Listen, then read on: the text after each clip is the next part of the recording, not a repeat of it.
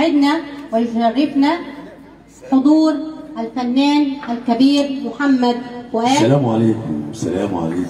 السلام عليكم. أهلي وفخري، يعني الشيء العظيم اللي بفتخر بيه إن أنا من حلوان، بقولها وأنا يا حلوان البلد كمان بالذات بقى. يعني حلوان البلد دي أصل قصة بالنسبة لي كمان، يعني هي قصة تاريخيا، هي بلد يتقال فيها حاجات يمكن بعض منا من حلوان ويمكن ما يعرفهاش.